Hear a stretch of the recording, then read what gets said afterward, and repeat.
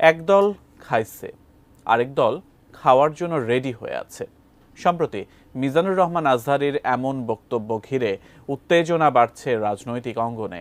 এমন বক্তব্যের মাধ্যমে আজহারী কোন দলকে ইঙ্গিত করলেন তা নিয়েই উঠেছে প্রশ্ন।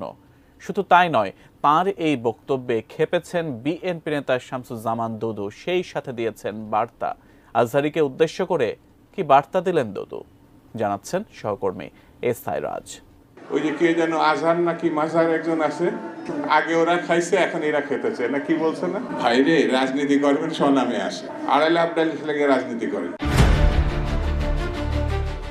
গত ৩ জানুয়ারি যশোরের একটি মাহফিলে যোগ দিয়ে দেশের জনপ্রিয় ইসলামী বক্তা ডক্টর মিজানুর রহমান আজহারী বলেন, স্বাধীনতার পর থেকে শুধু শাসকের হাত বদল হয়েছে, আমরা কিছু পাইনি।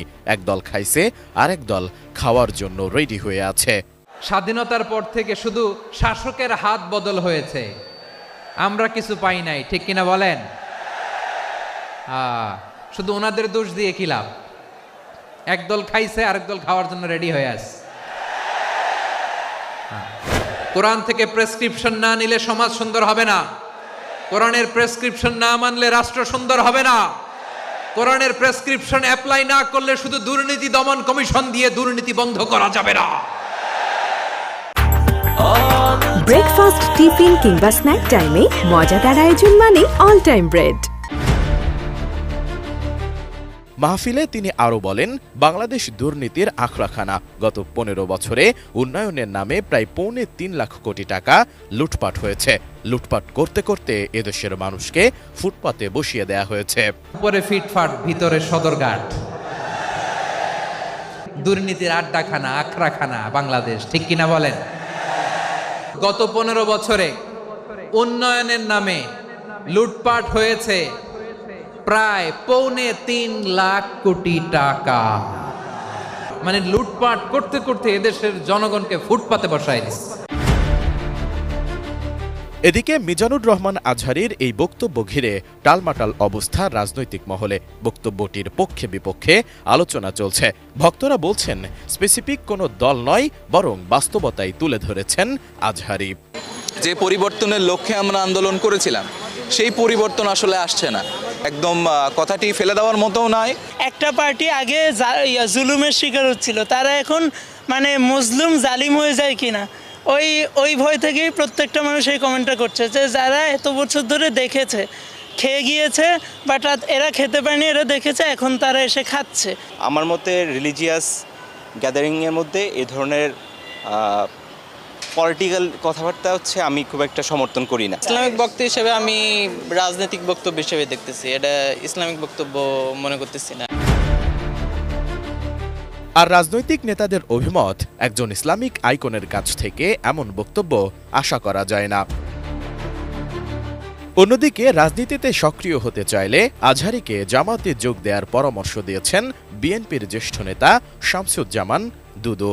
তিনি বলেন, যদি রাজনীতি করতে চান স্বনামে করেন, প্রয়োজনে জামাতে যোগ দেন। ভাইরে রাজনীতি করবেন স্বনামে আসে, আড়াইলে আবডালি লেগে রাজনীতি করেন, জামাতে জয়েন করেন, আপত্তি নাই তো, অন্য একটা দলে জয়েন করেন।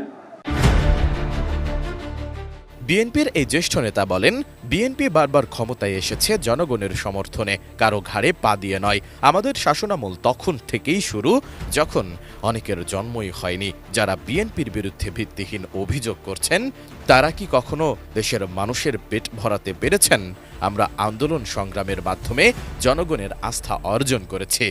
আপনাদের এইসব শিশুসুলভ কথাবার্তা বন্ধ করে। আপনাদের ঘাড়ে পা দিয়ে আমরা ক্ষমতায় আসি নাই। আপনাদের জন্মেরও অনেক আগে বিএনপি ৩-৪ বার ক্ষমতায় আসছে। আপনাদের জন্মের আগে, আপনারা যখন শিশু, ১৫ বছর বয়স, তখন আন্দোলন শুরু করেছিলাম আমরা। এছাড়া আওয়ামী লীগের সমালোচনা করে দুদু আরও বলেন, আওয়ামী লীগ শুধু লুটপাট করেছে। যারা বিএনপির সঙ্গে আওয়ামী লীগের তুলনা করেন, তারা শয়তানের শয়তান। আওয়ামী লীগের সঙ্গে বিএনপি যারা তুলনা করে, তাদের মতো শয়তানের শয়তান বাংলাদেশের আর দ্বিতীয়টা জন্মে না। চোখ থাকতে অন্ধ বলে একটা কথা আছে না, এরা সেই জানে। হাসিনার বেগম যে এক জিনিস, জয় আর তারেক রহমান এক জিনিস। S I Raj, ATN news, Dhaka.